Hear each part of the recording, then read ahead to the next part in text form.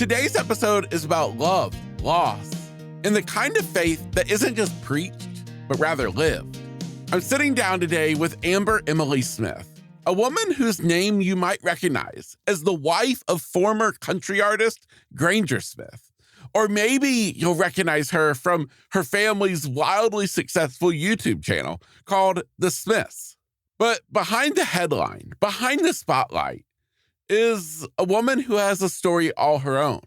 And here today, my goal is for us to get to walk through her story. From the woman she was before she met Granger, to the mother, to the wife, to the woman she has become. And of course, in amongst her story are the highs and the lows, and the one moment, the one day in time that would change everything. That would change everything for her family. It would be when tragedy would strike. And yet, it would open the door for something beautiful. Today isn't just a story about surviving grief, but rather I see it as a story of transformation, a story of choosing faith in the midst of the storm, and ultimately about holding on to hope even when you don't feel it. I invite you into today's conversation with an open heart, because what Amber is about to share with us might just change your life. It might just be the single thing that you needed to hear that can change everything. Now, here's the really exciting part, is if you really love today's conversation with Amber, well, you have an opportunity to take it to the next level.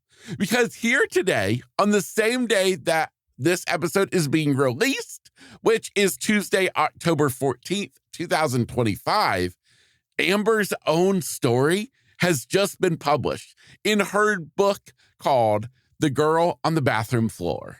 So, after you listen to our interview today, please be sure that you check out the links in today's show notes or head on over to the website gritgraceinspiration.com, where you can find a dedicated page for Amber's episode that will have links where you can purchase her book.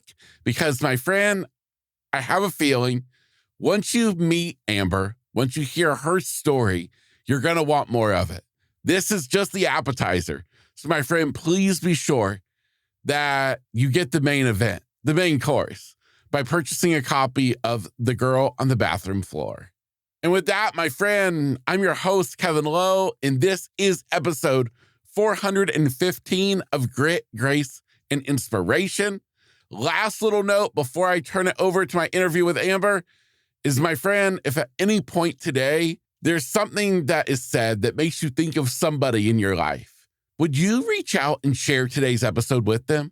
Maybe it's a mother, a father, somebody who's experienced loss in their life, somebody who you know deep in your heart needs to hear this. Well, my friend, just take the extra step and share today's episode with them. It's such an easy thing to do, and yet it might just be the very thing that that person needed to hear today. So, my friend, I encourage you to share it with whoever you think of while listening. And with that, I turn it over. Here is my interview with Amber Emily Smith. Yeah, I got grit, grace, and inspiration on my mind. What is going on, my friend, and welcome back to Grit, Grace, and Inspiration.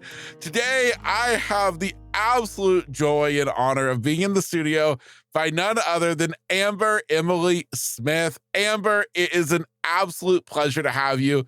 Thank you so much for being here. I'm so glad to talk with you. This is going to be fun. Absolutely. Well, Amber, I'm excited to get to explore several different areas kind of your story. But I feel like the first place I would love to start is by getting to know you a little bit better. And so if you wouldn't mind if we kind of just rewound the tape a little bit, before marriage, before family, all of that, like growing up, what were your kind of maybe hopes and dreams and plans for your future at that point in life? Goodness, I've lived in Texas my whole life. I'm a born and raised Texas girl. I love it here.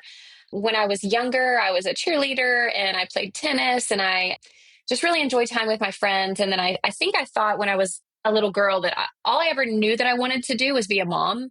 And my like career, I guess, aspirations, if I had any at that time, was went to college for a degree in broadcasting. And I thought that I was going to be an e-news reporter. I thought that I was going to be interviewing, all the stars and the celebrities and walking red carpets, doing interviews for movies. And the Lord definitely had other plans for my life. Yes, as he often does, as I often joke, if he would just cue us in on his plans before we went down different paths, it would make life a little bit easier. Yes, yes. Yeah. Now, so you spoke about knowing that you wanted to be a mom. Mhm. How did you know that growing up? Gosh, I think I was just a little girl who always played family, always played with baby dolls. I mean, every little friend that I would go to their house, that's all we would play is, and I just loved that nurturing aspect of being a mom. And I just knew, I flip-flopped in my degree multiple times, and I just really thought, I just want to grow up and be a mom and get married and have kiddos, and never really had like a solid, hard driven drive to complete that one goal that I thought I had for being an entertainment reporter, or I would have gone after it harder. I just After college, I met Granger, and we ended up starting a family pretty quickly. Okay. Wow. Well, how did the two of you meet? We met in 2009. I was doing acting part-time, little commercials here and there, really terrible. I shouldn't say terrible. They're good productions, but just, movies on sci-fi and things like that, just for fun. And I really, really enjoyed that. And then I got a message one day that a country artist was looking for a girl to play the love interest for his music video. And I thought, well, that would be fun. That's just something to add to my resume. So I auditioned, and we met, and I booked the role, and then we spent the entire day together filming his first music video. And when I left that night, I just realized that I felt something more than I thought that I would. I thought I was just going to go in and play a role and be acting, and I realized that I needed to see him again. Oh, wow. Oh, wow. I met on the scene of a shoot for a music video. Now that is Mhm. that sounds like a movie in of itself. Isn't that just country cliche? Yeah. I'm sitting here thinking in my head, I'm like, did I see that on like the Hallmark Channel or something? That is too cool. Well, I want to get back to that story, but one thing I had wanted to ask you was, I know faith is a big part of who you are today. Where did that begin for you, your whole faith journey?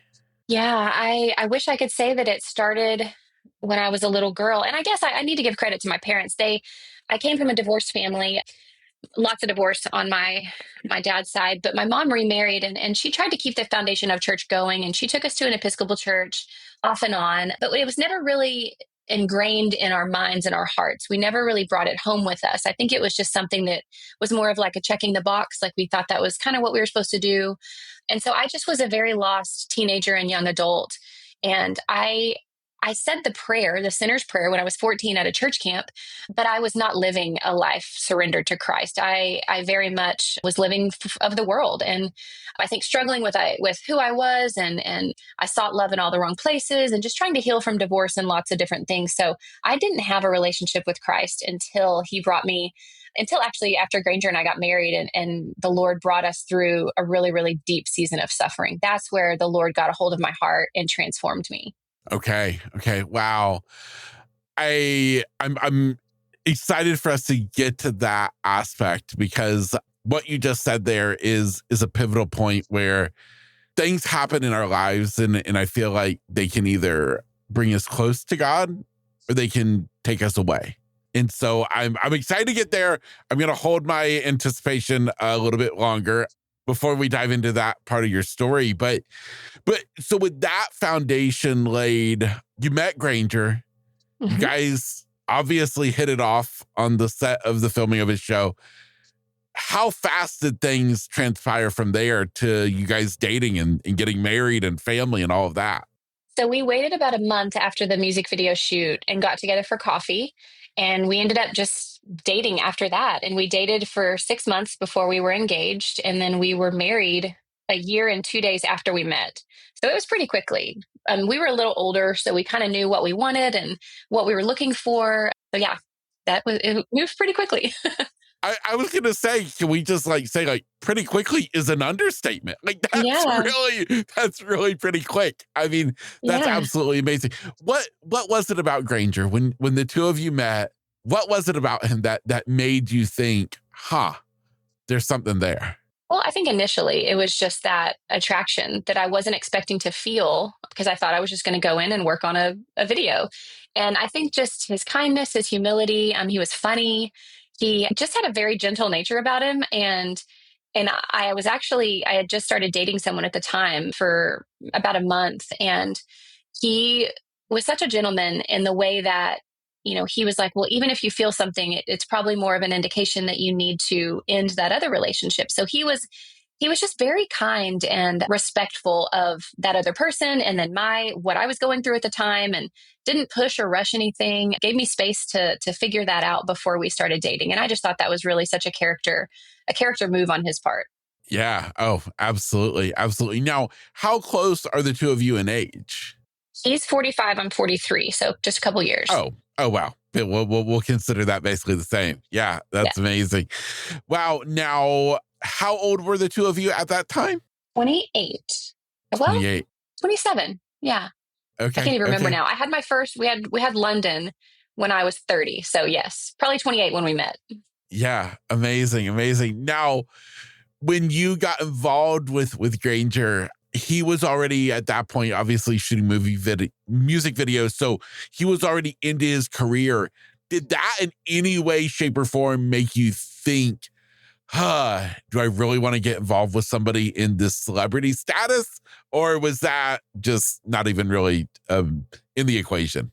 So he was just starting out. So he was traveling around singing at bars and clubs, but a lot of the time the bars and clubs were empty. There was just a couple people in there, so he hadn't reached, his career status yet. But I did. It wasn't me who thought that. It was like a few friends and family were like, "Are you sure you want to date a singer? Are you sure you want to date a musician?"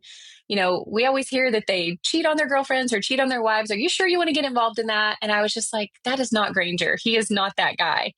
Yeah, I never once had any question about his heart for me. Yeah, yeah. Well, that's absolutely amazing. Starting a family. We already talked about that you knew that you wanted to have a family. You wanted to be a mom. So, what was it like for you actually getting to start a family?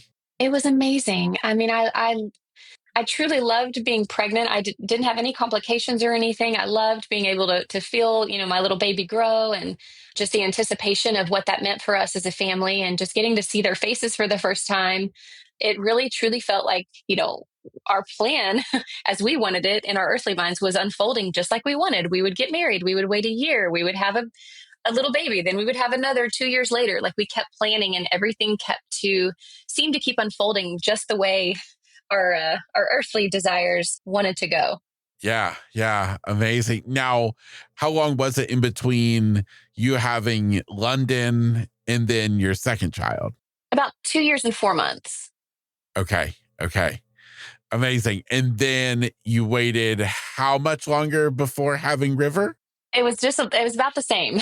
They were all kind of just about the same distance apart, about 2.5 years.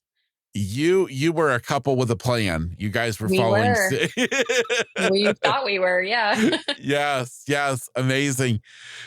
So getting to this point in your story, which honestly, this is the point when I started following I guess the YouTube channel is Hmm. when things in life started not to go so great, when Yeah. tragedy happens. Before we even get to that story, what was life looking like for you guys at this point? At this point, this was around between 2015 and 2019. Granger's career had really started to take off. He was selling out arenas. He had a number one single. Our marriage was really good. We had three healthy kids. We had some animals. We had two dogs and a cat, and we had worked hard, and we had our quote dream home, and we were living on a little piece of land, and everything just felt like, man, we are truly happy. Like, everything is really going well. We're enjoying each other. We're enjoying our children. Everything at that point was really, really good. And we had just started to lay the foundation for our children of going to church. I had just taken them to church the year before. I was reading devotionals for the first time. I was praying and joining Bible studies for the first time in my life. So everything just kind of felt like, man, we're in a really good space. Yeah. Now, was it during this time when you guys started your YouTube channel? It was. We started it in March of 2019.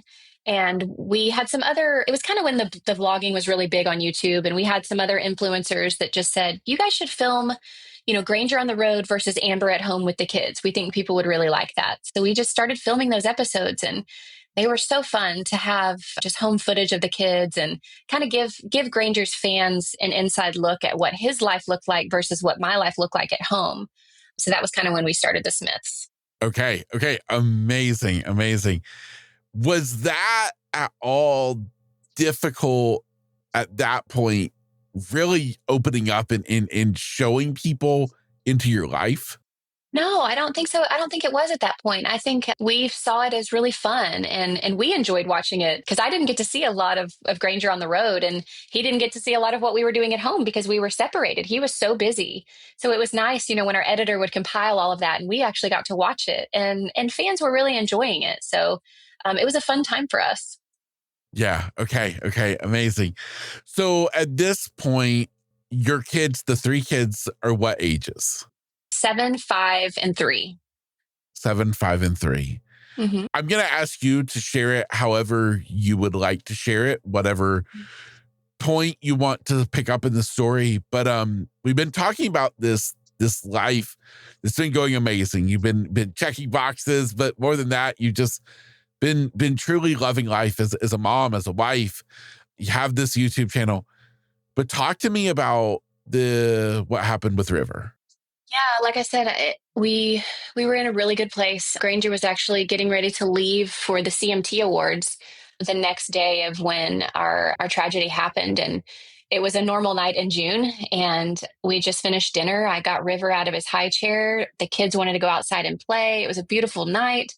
The French doors were open, and I had honestly had a tough day as a mom. I was just exhausted, and I wanted to go take a shower after dinner. So I let the kids go outside with Granger to play, and I went back to take a shower. And about, I would say, between 6 and 8 minutes, I heard screaming from down the hall, and all I could hear were the words river and pool. And we had a pool, but we had a four-sided iron fence with a lock. So all of this stuff was like swirling in my mind. Like, there's no way that those two words could go together. First of all, we had a gate, Granger was outside. I was running down the hall trying to make sense of what was going on. And I thought, well, if he did fall in the pool, he must still be in the water, and I'm going to run out and I'm going to scoop him up and he's going to be fine. But when I ran outside, I yelled, "Where's Daddy?" And I immediately turned to my right, and I saw Granger on his knees doing CPR on River inside of our locked pool gate. And so I ran out, and he yelled at me to call 911. And I was like, still couldn't process what I had just seen. I'd just seen my lifeless child that I just saw happy and smiling, and he was now lifeless. So I ran back in, I called 911, and we took turns doing CPR on him for about 10 minutes. And the paramedics came, and they ended up getting his heartbeat back. So we thought, he's going to be okay. He's going to be okay. He might be sick, but we'll go to the hospital and he'll be okay. So we followed the ambulance to the hospital, and they worked on him. And I would say about 12 to 14 hours later, the doctor came in, and he just said there's zero brain activity on River. He said there's zero chance that he will ever open his eyes or recover. And it just seemed like everything happened so fast. Like, I didn't even have time to process what was going on. And now, in the span of 13 hours, my son is never going to wake up again. It's like, as a mom, you can't comprehend that. And so we stayed in the hospital for 3 days, and ended up, we prayed for a miracle, but we ended up having to say goodbye to him in the hospital 3 days later. Wow. It goes without saying that I can't even imagine. Yeah. The two older kids, Mhm. they were there through it all. They were outside. They were. How do you balance being a mother who just lost a child while still being a mother of two children who need their mom? That was one of the hardest things that I've ever done. And uh, when you're grieving so bad and you still have a husband and you still have two children who need you and you still have to do the laundry and the dishes and all the things that, none of those mundane things matter. But you know that you have these little babies and they were so little and so innocent and they needed their mom. They needed me to get up out of bed and they needed me to take care of them. And it was really difficult, but I would get up early before they got up for school and I would go in the bathroom or I would go outside and I would just cry and scream and let all my grief out. And then I would wipe my eyes and then I would go wake them up for school and pack their lunches and do all the things that I had to do. And then when they were at school, I would obviously grieve and cry and pray, but it was difficult because they were grieving in their own way too. And with them being so little, they couldn't quite process that grief. London was a little more emotional. Lincoln, he was 5. I mean, his little brain couldn't even really Mm, comprehend what was going on. So he just still wanted to play. He was a little boy. So that was a really tricky thing to navigate. yeah. Yeah. And the home that you guys were in, you guys had recently moved into that home, correct? We had lived there since River was born, so a few years. Okay. Um, yeah, I think it was about maybe 5. I guess we moved there maybe when Lincoln was a baby. Okay. Okay. Yeah. So what I'm sitting here thinking in my head is you come back home to your home where this happened. Mhm. That has to be hard to be back to look out the backyard every day and see where your little boy just was. Yeah, it was awful. And our driveway, as you pull into the driveway, it pulls right up to the pool. Like you're facing the pool. So every day we would come home, that's what we saw. And with our children still being little, they wanted to play outside in the backyard all the time. So every time we would be out there, we were just staring at it. And it just became too much. And we realized we couldn't be the parents that we needed to be for London and Lincoln if we had stayed there. So we decided that we needed to move. And that was really difficult because it felt like, I mean, that was Rivers Woods and that's where he played and that's where we had so many good memories. But that one awful night just overshadowed all of them. And we had to move and get to a new place where we thought that we could try to begin healing. Yeah. Yeah.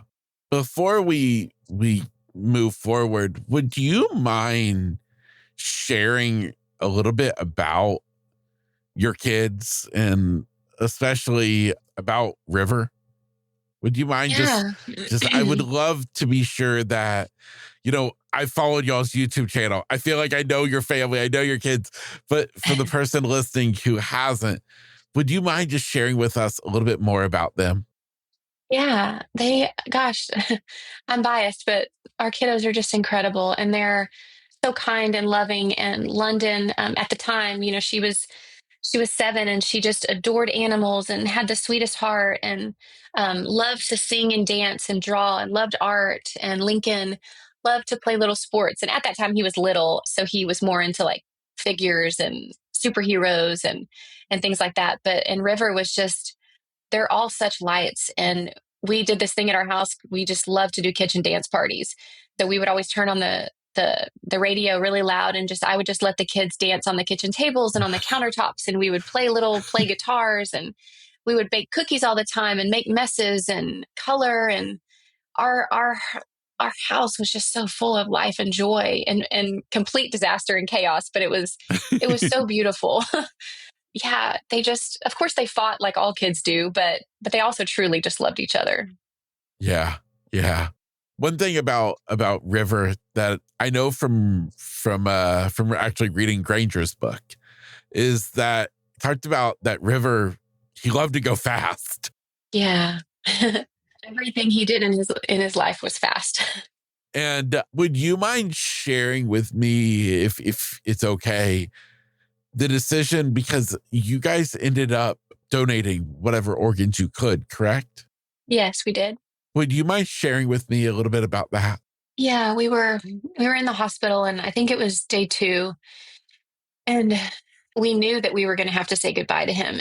And I was just sitting there, and I've always wanted to be an organ donor since I was a teenager, and I just thought, if something were to ever happen to me, I would want to help other people if I could. And I just never thought that I would have to make that decision for my child. But I just felt so strongly that River, his little body was so perfect, and I just couldn't imagine burying him if he could help other people.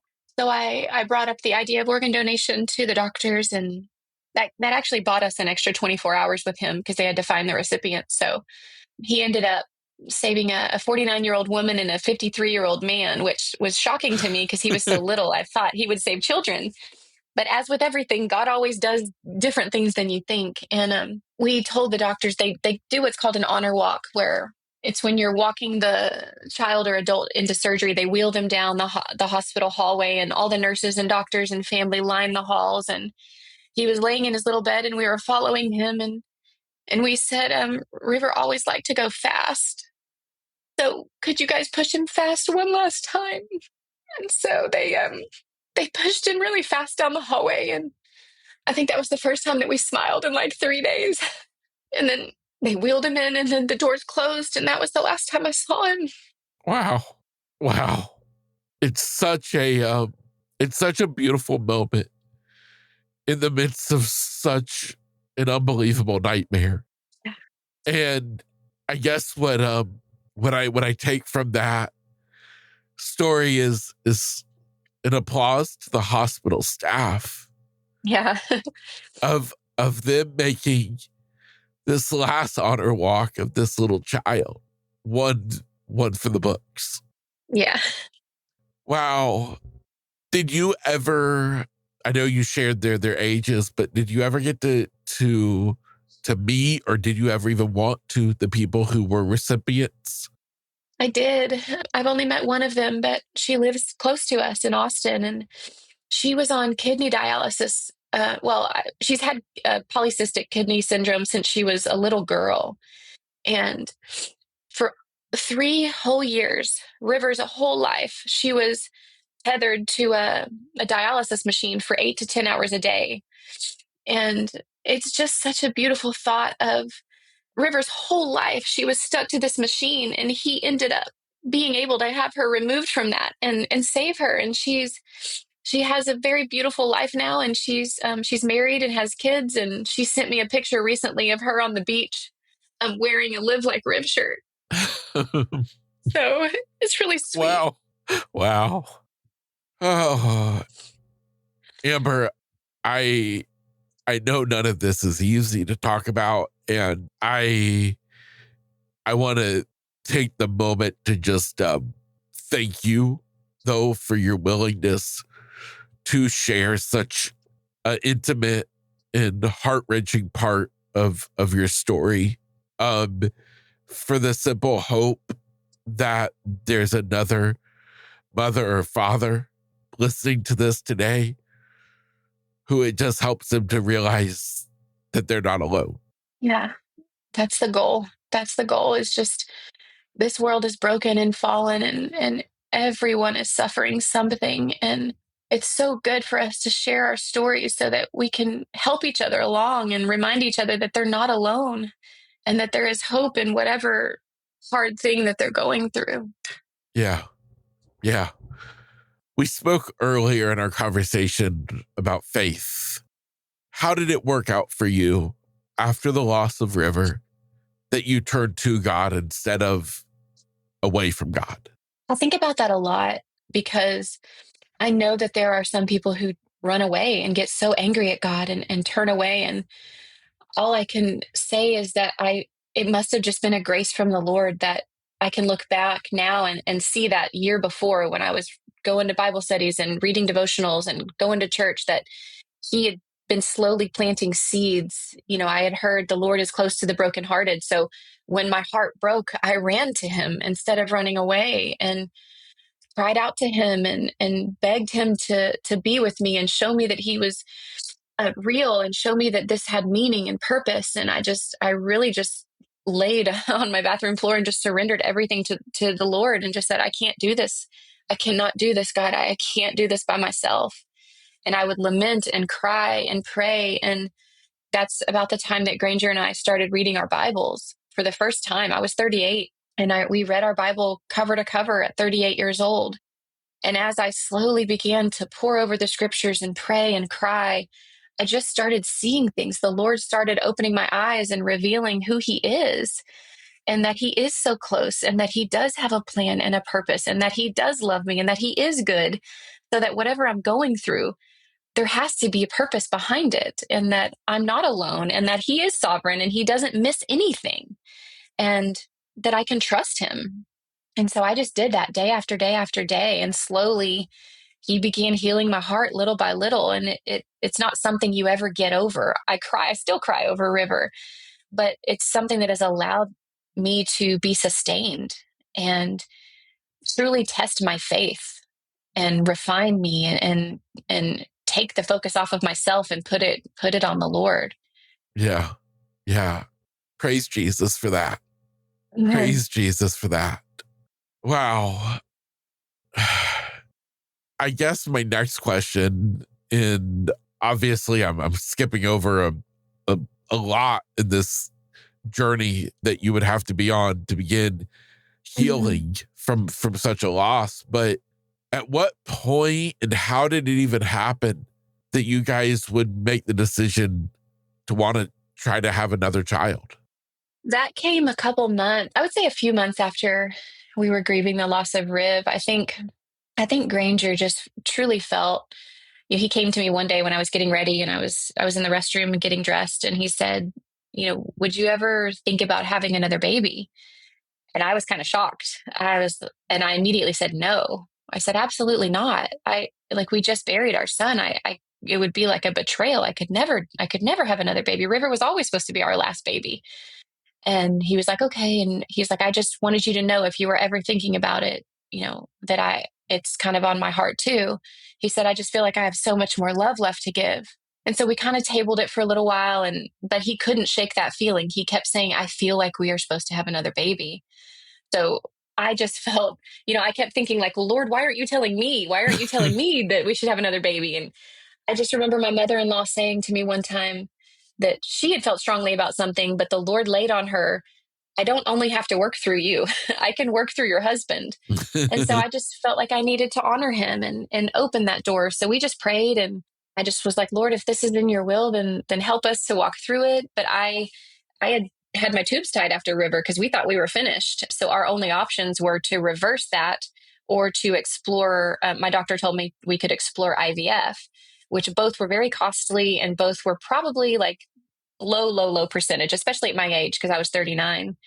But ultimately, we decided to go the IVF route. And yeah, we just started that process of seeing if we would have another biological baby. Wow. How was that for you doing IVF? Did you have success right away? Did it take a long time? We had decided right from the beginning we were only going to do one round. We weren't going to keep trying and keep trying. So we ended up going through all the shots and the procedures and all the tests and everything. And it was hard. It was really hard on my body. And, we were wrestling with, is this the right thing? Is this sinful? We kept like lamenting to God, like, show us if what we're doing is wrong. And I know there's a lot of ethical things that go along with IVF that are really tricky and confusing. And we really had to pray through all of that. Ultimately, we had 2 viable embryos, and we implanted one, and I miscarried. So that was another loss that we had to go through. And then the second time, even at that point, Granger was like, we don't have to do this anymore. I don't want you to hurt anymore. You've already been through too much pain. And I said, no, we have 1 embryo left. Like, we can't just leave. We can't leave it. We have to try. So, but I went back and told the doctors I wanted to do it naturally. So I didn't take any of the shots or the hormones or anything. And I just thought, we're going to try this. If the Lord grants it, then he grants it. If not, then we'll be finished. And we implanted and ended up pregnant, and we ended up having little Maverick. Wow. How did you guys decide on the name Maverick? I knew that I wanted to have a little tribute to River in whatever name we picked. So I wanted the letters RIV to be somewhere in the name. Mm. And there's really only a couple for boys that have that. I think we looked at Oliver, we looked at Averett, and then Maverick. And Maverick was just the clear winner. Granger loved the movie Top Gun, and Maverick was just a cool name. We were going to do Everly for a girl, but it ended up being Maverick, and the name fits him so well. It's insane. He is wild and independent and goes his own way and carves his own path, and it's so fitting for who he is. Yeah. Now, how old is Maverick now? Well, while we're recording. Oh, it's crazy. He passed his older brother. He's older than River now, and he's going to be 4 in August, which is a birthday that we didn't get to celebrate with River. So it's a bittersweet thing that he's now older than his brother was. Wow. Wow. Wow. Wow. In your family, and I don't even know really how to ask the question, but do you guys keep the memory of River alive? Like, in the fact of, do you encourage your kids to, if they think about River, to talk about River, to share memories of River? How has that been handled? All the time. That was something from the very beginning. We left all the pictures up. We let the kids play in his room. We let them play with his toys. We told them anytime they thought about River, or, because we had those home videos. If they ever wanted to watch River or watch videos, we could. So he's just very much been a part of our family. We've just very much kept his little legacy alive. We still have photos up of him. Maverick this morning was just watching. He will wake up and say, I want to watch River tractor video, or I want to watch River at the zoo. Like, he wants to watch his brother. And we didn't even encourage that. He just started watching it. And we celebrated River's birthday. It was May 16th. And we have always said from the beginning that we weren't going to say River would be 5 or he would be 8 or he would be 15. We just said he was always meant to be 3. Those are the days that God allowed for him. And that's what we celebrate. So we always get a cake on his birthday and we sing, but it always has 3 candles on it. So we sang for his birthday and had some cake and just kind of celebrated his little life. Wow. Wow, wow, wow. How have your the older kids, how have they done through all this time since the loss of their little brother? Man, so surprisingly well. I mean, I was so scared. I thought, I don't know what, because they were there, they saw it. It was traumatic and graphic and awful. And we put them in play therapy right after it happened, and they were in it for about 8 months. And just sheerly by the grace of God, and I guess how we've walked through this as a family, they are well adjusted and they are joyful and they love the Lord and they're not afraid to swim, and they talk about River all the time. And I can't say how they will be later in life. I don't know what they will remember when they're older, or how they will process it when they're older. But right now they are in a great space. And I'm so, so thankful for that. Yeah, absolutely. Wow. I wanted to ask one thing. Was we were talking about, you guys had started your family YouTube channel. Mhm. And I know it's easy to be in the limelight when things are good. But when this tragedy struck, did you guys ever consider stopping the filming of what you were going through? Or did that never really cross your mind? Yeah, I think actually, like, on the way home from the hospital, I think Granger went on our YouTube and like turned everything to private. He turned everything off, and he just wanted us to be able to grieve. And then, like, I'd say a day or two later, we thought we can run away and hide and delete ourselves and crawl in our hole and be alone, or we can film what's going on and we can be honest and vulnerable and we can open up our lives and realize everyone is hurting and people are grieving, and perhaps somebody needs to see how we walk through this, and perhaps we can be hopeful in some way to some other family who is hurting. And so we turned the cameras back on and kind of started filming our grief in real time. And we were met with so much kindness and love. I would say 99% kindness and love, but also that 1% of just awful, mean people who just judge and blame and shame and just say really, really hurtful things. And that was hard to navigate for a while, but we've come to a place where we don't let those judgments hurt us anymore, because we know who we are as a family, and we know who we are in the Lord, and we trust the Lord. And so, yeah, we don't allow those comments to have their sting like they used to. Yeah. That's good. I know that has to be easier said than done at times. Yeah. But Amber, I know I told you when I reached out to you that being a follower of y'all's family's YouTube channel, I've watched this story play out. And one thing that I have found just so admirable is the way in which you and Granger have carried yourselves since such tragedy. In the fact that, I mean, here, he's already published a book. You're publishing a book. You're sharing your story here on my podcast. But even the fact and I would love for you to share more details, but doing things in the honor of your son, River, with the River Kelly Fund. It is so admirable of the two of you. And I just had to take a moment to just acknowledge that and to applaud how amazing the two of you are. Thank you. I couldn't have done that, obviously, without the strength of the Lord. We knew that we wanted to give back to the children's hospital who cared for River because they were incredible. And so that was kind of our first way to give back, as we raised money for the hospital. And then I felt like, man, this is awesome. Like, this is giving me purpose in pain. And if we could start something and raise awareness about water safety and give back all over the world, that would keep his little legacy alive, and that would give me purpose through my pain, and be able to help others in his honor would just be so awesome. And so we've been able to do that. And it's been a really joyful thing for us to do, to be able to give back in that way. Yeah. That's absolutely amazing. Would you mind sharing with me a little bit more about the foundation, if that's something that you guys are still doing, and where people can learn more? Yeah, absolutely. We just switched it over from a fund to a foundation. So you can go to riverkellyfoundation.org. We've given to over 30, I would say 35 to 40 different organizations. We didn't want to frame it just to give back in one area. So we're able to give back all over the world in many different ways. We've given swim scholarships for water safety. We've done cancer research. We've helped citizens with disabilities. We've helped veterans and disaster relief. And, the list just goes on. And we just try to give wherever the biggest need is at the time. And we still give today. We have our 2025, we always come out with a new shirt every year for River. So those shirts are up now at yee.com, and all the proceeds go to benefit the River Kelly Fund. We have our children's book, Where the Dinosaurs Roar, and proceeds from that book also go to the River Kelly Fund, and that's on the yee.com website as well. So we just are trucking along, trying to give back in all the ways that we can. Yeah, I think that's absolutely amazing.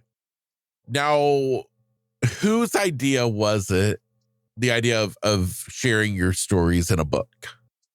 Gosh, now that I think about it, I don't know that it was. I'm trying to think if it was Granger's, or if somebody said that he should have written a book. I think maybe he just felt like he needed to get some things out and down. And I was actually so glad that he had decided to write his book, because I felt like he was holding in a lot of his grief, and I was really scared it was going to explode one day if he didn't process it. So when he said he was writing a book, I was like, thank you, Lord. He's going to finally get it all out. So I was grateful for that. Yeah, amazing. Now, so when did you decide that you would want to write a book also? I still feel so unqualified, but after Granger's book came out, it mainly was his side of the story. And so a lot of people who followed us were like, well, where's Amber's side? We want to hear what Amber went through, and we want to see how she processed her grief. And so Granger was the one who kind of encouraged me. He said, you need to tell your story. You need to get your story out there. So it's a really neat thing that we're going to be able to have both aspects of a husband and wife grieving the loss of a child together. And it's not just a book about child loss. It's about all kinds of loss, and just that this is a broken world. But I pray that it allows people to see that there is hope in our pain, that we have a living hope. And this is not the end. This is not the end of your story. And oftentimes it can be actually the beginning. I mean, it was the beginning for me. Our loss broke something new in me. And the girl that I was died at the pool with my son, but a new woman, by the grace of God, has emerged. And so, Yeah, I'm excited. Yeah, yeah.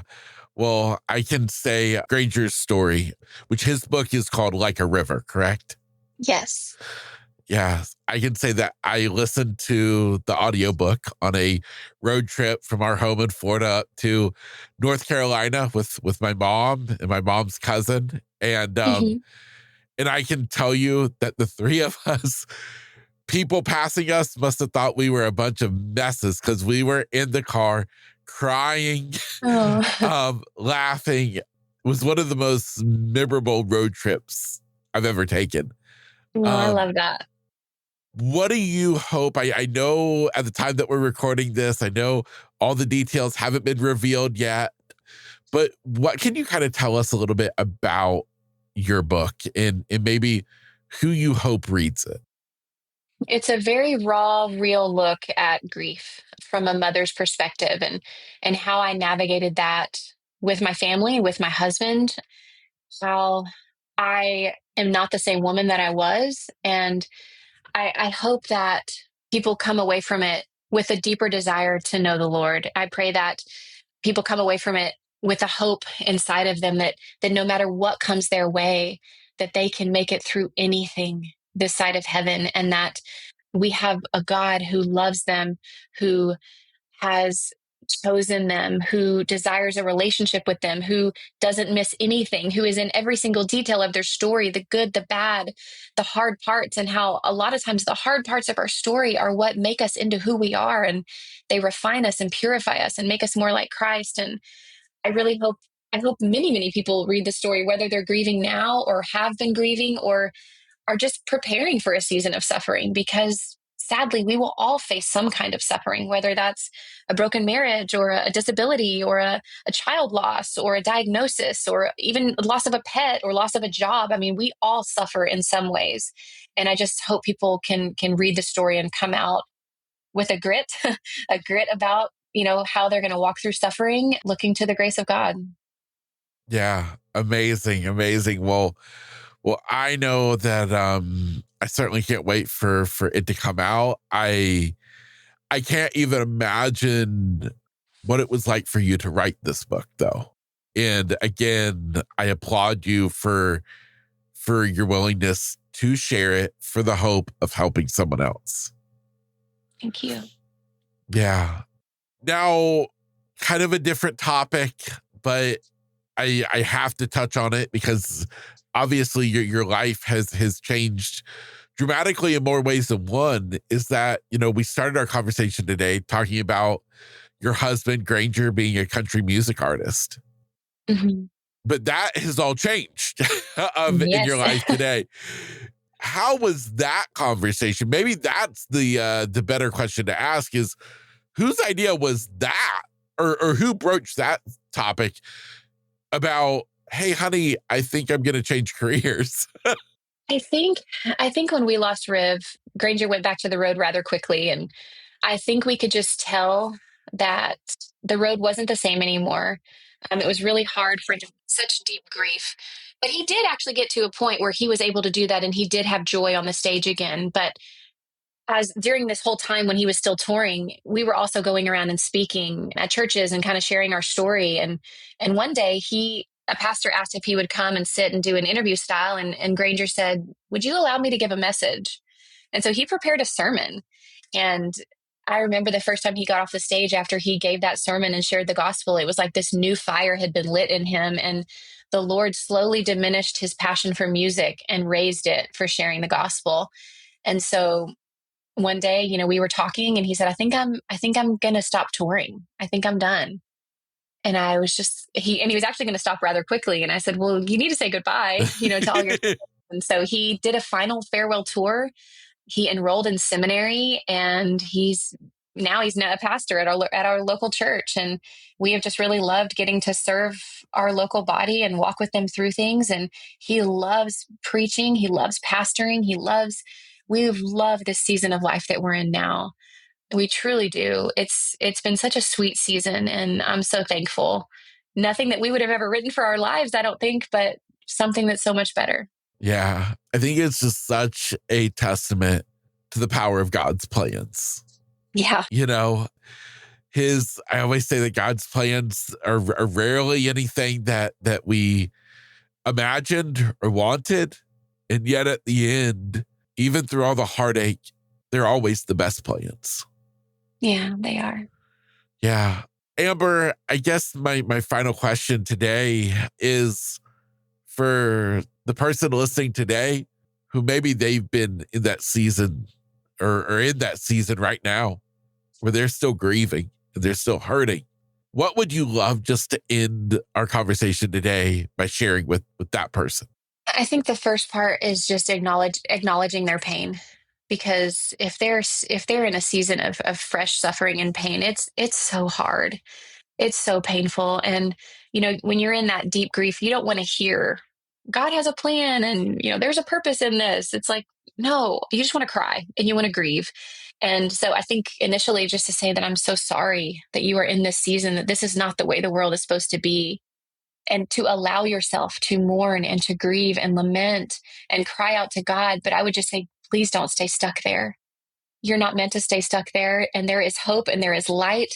And I promise, if you run to the Lord in your pain, He does not waste a thing. He does not waste this pain. And if you run to the God of the Bible, He will show you who He is. And I think that we have this vision of God that we've been sold, that He just wants you happy, healthy, and wealthy. And that's not the God of Scripture. The God of Scripture calls you to holiness. And sometimes that's hard. And sometimes that's through trials and pain. And but He promises that He never leaves us and He's always with us. So to that person, I would say that you're not alone, that there is purpose in this as much as it hurts. And I promise you, you will smile again. You will have joy again. But don't stay stuck in that. Don't let the enemy make you stay stuck in isolation. Run to the Lord. He will heal your heart little by little every single day. Your story is not over. Yeah. Amen to that. Amber, from the bottom of my heart, thank you so much for being willing to come on the podcast today to share your story. It means the world to me, and I truly thank you. Oh, thank you. I'm glad we made it work. Yes.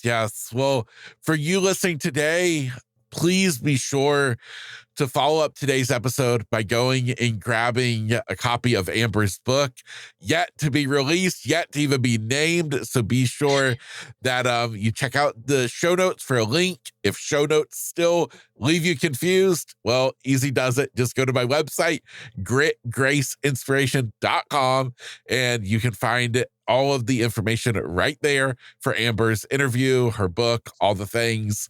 And most of all, though, I would just like to say that I hope today's episode touched you, that it meant something to you.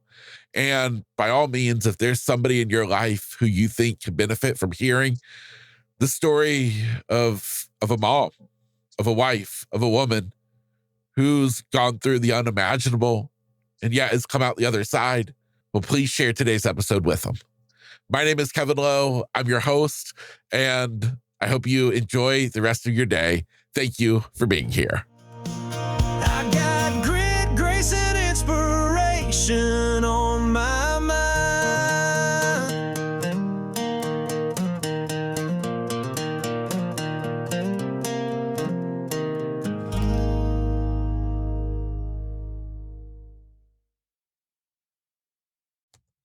Hey, awesome. You're still here.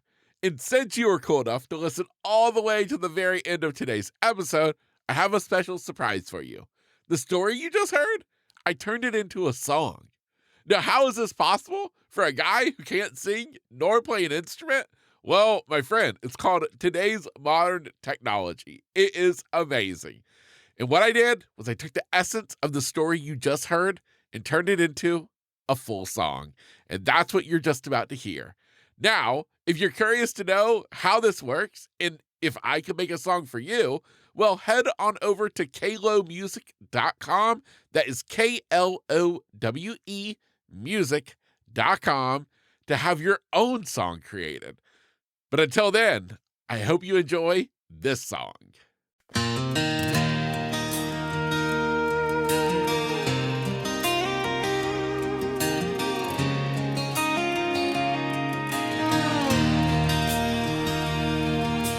Texas girl with a dream in her heart,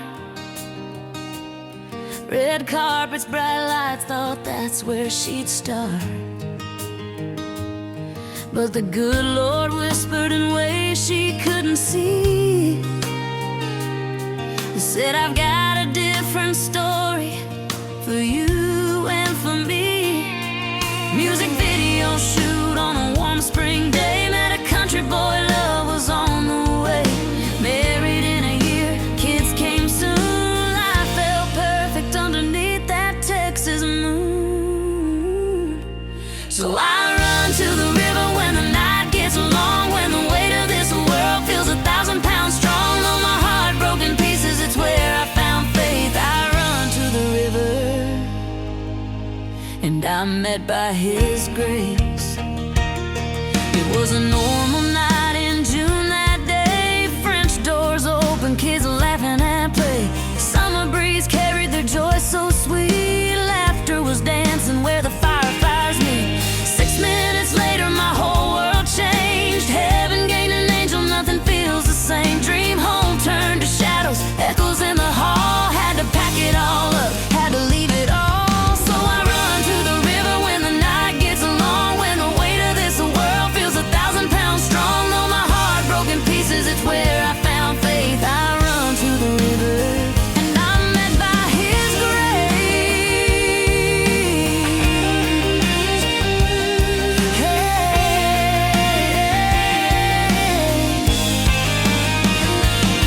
Through tears and prayers, they pushed him fast down the hall. His little life gave others the gift of one more day. Love don't die, it just finds new ways. Heaven was waiting, but His gift here stayed. Bible on the table, grief on the floor. God met the girl who couldn't take one step more. Then came a whisper, a baby in time. Maverick was born with his brother's name in mind. So I run to the river when the night gets long, when the weight of this world feels 1,000 pounds strong. Though my heart broke in pieces, He carried me through. I run to the river, and He makes all things new.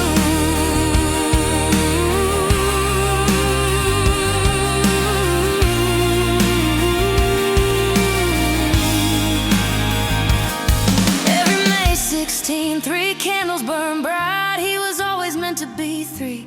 That's the number of His life. And we'll keep on living, keep telling His name. For river is the love that will never fade.